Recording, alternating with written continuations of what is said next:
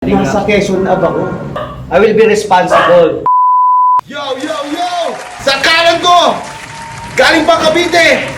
Napagbintangan, magingay para kay Bong Revilla! Yeah! Sa kaliwa naman, galing pang EDSA, Boro Barria, a.k.a. Blue Crocodile, Colonel My Brinca! Yeah! Oh, habulin nyo! Habul! Colonel, may brief ka? Colonel! Yes, Senator. Yes, sir. Wala ako sa spa sa Rodriguez. Sir, nirelay lang po sa akin ng parking attendant na galing Nasa Quezon Ave ako. Doon ako Sir. nag-spa.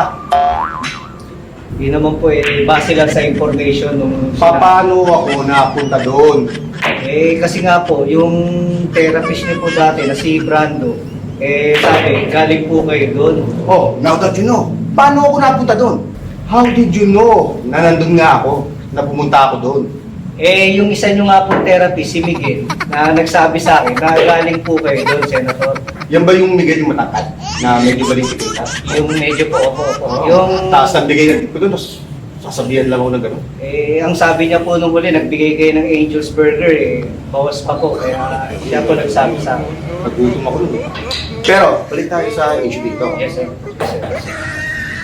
Bine-verify niyo ba lahat ng nire-report niyo sa media? Yes, sir. Yun naman po kasi, nasa radyo po ako noon, mga oras Alam mo, na yun. bugbog na ako dito.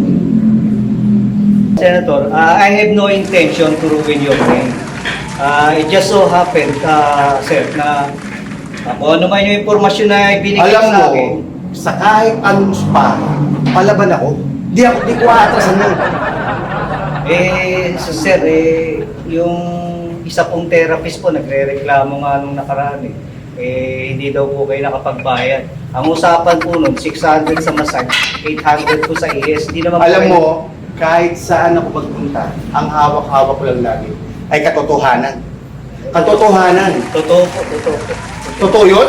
Totoo ka? Sorry, Mr. Senator, it is not my intention to ruin your name. Nagkamali ako at Alam mo, Mr. Bebrip ka? Bebrip ka? kabakser lang po. You apologize to the voting public. Yes, sir. Yes, sir. Sir, I already made I already apologized to the public and I already made an apology. Kung ano man yung nangyari, sa akin na po yun. I will be responsible for what I've done, for what I've committed. Yun naman po, as commander po, sa grounds po, talaga naman pong protocol din naman po kami sinusunod. Yun nga lang po, ganito nga po nangyari, Senator. I'm really sorry, Senator. Ano bang plano nyo dun sa parking attendant, Colonel?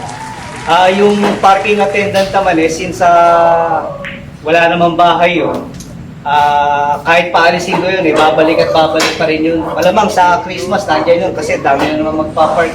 So, yun ang source of income nila. Mga NPA kasi yun, no permanent address. Pero mga tapat naman yan, mga lawyer. Ano dyan, yuko ka ng yuko? Nakokonsensya ka na ba, Mr. Bebrip ka? At nagigilty ka sa ginawa mo sa akin? Yes sir, hindi naman po sa ganun. Ang totoo po hinahanap ko po yung 10 piso ko. With all due respect, Mr. Senator, natapakan niya yung 10 piso ko. Sa akin po yan. Ay, kalbo! Kalbo ka pala, Senator. Kalbo ka pala. Hindi. Passion to. Oo, pinili. I chose this. Nagre-resolve talaga, Senator. Walang galang na, Senator. Buti naman, Mr. Chairman, nandito ka. Ang decision po ng management ay we will suspend the Colonel Buti Fabrica naman. and pending investigations. Kung ano talaga ang report, ano man ang punot dulo, unang-una, it appears na may mga violations po tayo na nalabag. Nag-leak yung mga name ng therapist sa spa. And pangalawa, nag-drop kayo ng name. Binanggit niyo yung mga pangalan ng mga therapist, which Mr. is... Chairman, parang pareho lang yata yun.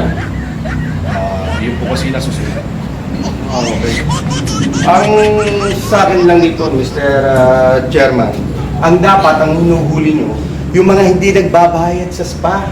Hindi yung mag-name drop kayo ng nasa Quezon City, nasa E. Rodriguez ang nangyari krimen. Yes sir, yes sir.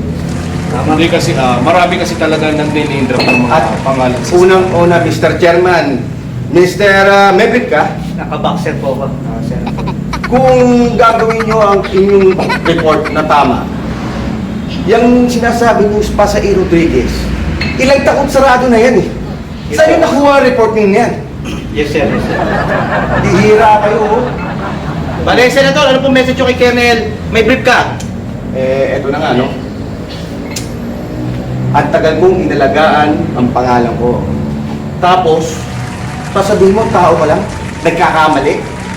Pero, ang masakit kasi niyan, kahit anong gawin ko, marami pa rin masasabi ang mga tao sa akin.